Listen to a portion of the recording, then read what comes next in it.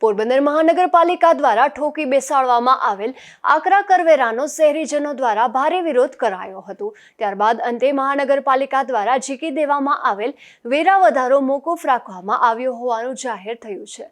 જેમાં રવિવારે સાંજે મહાનગરપાલિકા કચેરી ખોલાવી ત્યાં પ્રેસ કોન્ફરન્સ યોજી ધારાસભ્યએ આ અંગે જાહેરાત કરી છે। પોરબંદર નગરપાલિકા દ્વારા વેરા વધારવાના ઠરાવ પસાર કરાયા બાદ મંજૂર થયાના અઠવાડિયામાં જ 1 જાન્યુઆરી 2025થી મહાનગરપાલિકા જાહેર થઈ હતી, જેથી મનપા દ્વારા નવા વેરાઓ અમલી બનાવવામાં આવ્યા હતા। જેમાં અગાઉની સરખામણીએ 5 થી 7 ગણો વેરો વધારો ઝીકી દેવામાં આવ્યો હતો અને કેટલાક નવા ટેક્સ પણ ઉમેરી દેવામાં આવ્યા હતા, જેના પગલે શહેરીજનોમાં ભારે આક્રોશ જોવા મળતો હતો। ત્યારે વધતો જતો રોષ પારખી અંતે વેરા વધારો મોકૂફ અંગે નિર્ણય લેવામાં આવ્યો હતો। જોકે આ જાહેરાત મનપાના કમિશનર કે ડેપ્યુટી કમિશનરે કરી ન હતી। તેના બદલે જિલ્લા ભાજપ દ્વારા મનપા કચેરી ખાતે રવિવારે મોડી સાંજે એકાએક પ્રેસ કોન્ફરન્સ બોલાવી કરવામાં આવી હતી। મનપાના અધિકારીઓની ગેરહાજરીમાં ધારાસભ્ય અર્જુનભાઈ મોઢવાડિયા, જિલ્લા ભાજપ પ્રમુખ ડોક્ટર ચેતનાબેન તિવારી તથા શહેર ભાજપ પ્રમુખ સાગર મોદીએ પ્રેસ કોન્ફરન્સ યોજી હતી। આ કોન્ફરન્સમાં અર્જુનભાઈએ એવું જણાવ્યું હતું કે જે વેરા વધારવામાં આવ્યા છે તે ખૂબ જ અસહ્ય હોવાની રજૂઆત મળી હતી। આથી ગઈકાલે પોરબંદર આવેલ સાંસદ માંડવિયા સાથે અમે આ બાબતે ચર્ચા કરી હતી અને ત્યારબાદ વેરા વધારો હાલ સ્થગિત કરવા નિર્ણય લેવાયો છે અને રાજ્યની અન્ય મહાનગરપાલિકાના પ્રવર્તમાન વેરાના દરોનો અભ્યાસ કરી ફરી વિચારણા કરવામાં આવશે અને અગાઉ જે મિલકત ધારકો દ્વારા વેરો ભરવામાં આવ્યો છે તેઓને નવા વેરાના દરો નિયત થયા બાદ તફાવતની રકમ બિલમાં સરભર કરી દેવામાં આવશે તેવું પણ જણાવ્યું હતું। પોરબંદર મહાનગરપાલિકાની રચના થયા બાદ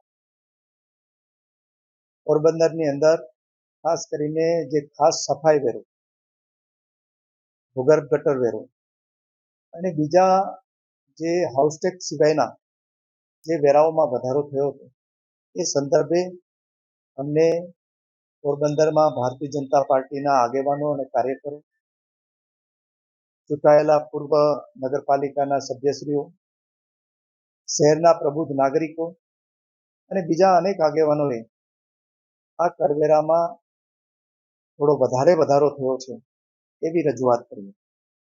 એ સંદર્ભે અમે ગઈકાલે ડૉક્ટર મનસુખભાઈ માંડવિયા સહિતના આગેવાનો સાથે ચર્ચા કરી હતી અને એ સંદર્ભે આજે મહાનગરપાલિકાના તંત્રએ એવો નિર્ણય કર્યો છે કે જે કરવેરામાં વધારો કરવામાં આવ્યો છે એ તમામ કરવેરા સ્થગિત કરવામાં આવ્યા છે અને હવે પછી એક અધિકારીઓની ટીમ બનાવી બીજી જે નગરપાલિકાઓ છે, મહાનગરપાલિકાઓ છે, જુનાગઢ, જામનગર, રાજકોટ કે અમદાવાદ, એના કરવેરાનો અભ્યાસ કરીને પછી એના કરતાં કોઈ કરવેરા વધે નહીં એનો ખ્યાલ રાખી નવેસરથી કરવેરા અંગેની નિર્ણય કરવામાં આવશે અને જે નાગરિકોએ અત્યાર સુધી જે કરવેરા ભરી દીધા છે નવા દર પ્રમાણે, એ નાગરિકોને કરવેરામાં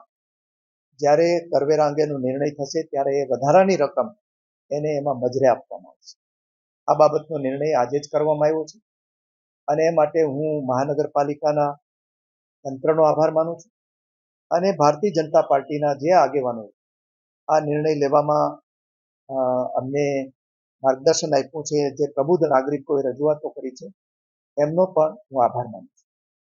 પણ સાથે સાથે નાગરિકોને એ વાતની પણ જાણ કરું છું કે નગરપાલિકાના અંદર જે વિકાસના કામો થાય છે એ વિકાસના કામોની અંદર ભારતીય જનતા પાર્ટીની સરકાર ખૂબ ઉદાર હાથે ગ્રાન્ટ આપે છે, એટલે વિકાસના કામો માટે કોઈ નાણાંની તકલીફ પડતી નથી। પરંતુ નગરપાલિકા જે આપણો કાયદો છે એ પ્રમાણે જે નગરપાલિકા કે મહાનગરપાલિકા છે એને સફાઈ, ગટર અને પાણી અને એ સહિતનો જે એસ્ટાબ્લિશમેન્ટનો ખર્ચ છે એ એને પોતાની આવકોમાંથી ને પોતાના વેરામાંથી એ ખર્ચને પૂરો કરવાનો છે। એને ધ્યાનમાં રાખીને ભવિષ્યમાં જે કંઈ વેરાની અંદર સુધારા વધારા કરવાના હશે એ કરીશું અને પોરબંદરના નગરજનોને ખાતરી આપી છે કે ભવિષ્યના જે કોઈ પણ કરવેરા છે એ બીજી મહાનગરપાલિકાઓ કરતાં ઓછા જશે અને એની સામે પોરબંદર શહેરનો વિકાસ છે બીજા મહાનગરપાલિકા કરતાં વધારે હશે, એમાં કોઈ કચાશ રહેવા નહીં દે.